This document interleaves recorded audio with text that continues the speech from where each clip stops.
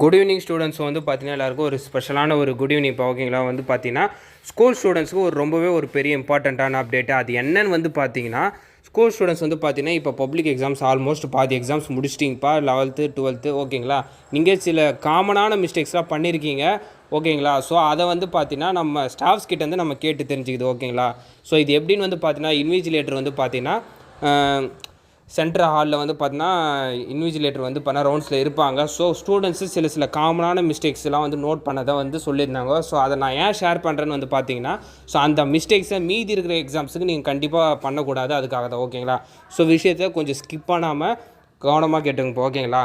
Students வந்து பார்த்திங்கன்னா இப்போ சென்டம் நோக்கி படிக்கிறவங்களாம் அவங்க வந்து நல்லா எழுதிட்டு போயிடுவாங்க. பட் வந்து பார்த்திங்கன்னா நான் பாஸ் பண்ணுற அளவு தான் படிக்கணுன்ற மைண்ட் செட்டில் படிக்கிற ஸ்டூடெண்ட்ஸு அவங்களுக்கு தேவையான செலக்டிவான கொஷின்ஸை மட்டும் படிச்சுன்னு போகிறதுப்பா ஓகேங்களா. ஸோ அந்த மாதிரி படிச்சுன்னு போகிறதால இப்போது டாப்பிக்னால் அது ரிலேட்டடாக இருக்க மேக்ஸிமம் நான் எல்லா கொஷினும் படித்தா தான் நம்ம வந்து எடுக்க முடியும். இவங்களுக்குன்னு குறிப்பிட்டு ரொம்ப கம்மியாக படிச்சுட்டு ஸோ போகிறாங்க. அதனால் வந்து பார்த்திங்கன்னா ஒரு சில கொஷின் வரும், ஒரு சில கொஷின் வராது ஓகேங்களா. ஸோ அதனால் வந்து பார்த்திங்கன்னா ஸ்டூடெண்ட்ஸு அந்த 1 மார்க்ஸ் தவிர்த்து மீதி 2 மார்க் 3 மார்க்லாம் ரொம்பவே கம்மியாக எழுதிட்டு 4 பக்கம் 3 பக்கம் எழுதிட்டு அமைதியாக போய் இருந்துடுறாங்க ஓகேங்களா. ஸோ இந்த மாதிரி இருக்கிறதால வந்து பார்த்திங்கன்னா அந்த 35 பாஸ் மார்க்கை போடுறதுக்கு கூட வந்து பார்த்திங்கன்னா பேப்பர் வேல்யூஷன் அப்போ ரொம்ப சிரமமாக இருக்கும் ஓகேங்களா. யாருமே எந்த ஒரு ஸ்டாஃப்மே ஃபெயில் பண்ணணுன்ற நோக்கத்தில் யாருமே கரெக்ஷனே பண்ணதில்லைப்பா. பப்ளிக் எக்ஸாம்லாம் அந்த மாதிரி நடந்ததே கிடையாது ஓகேங்களா.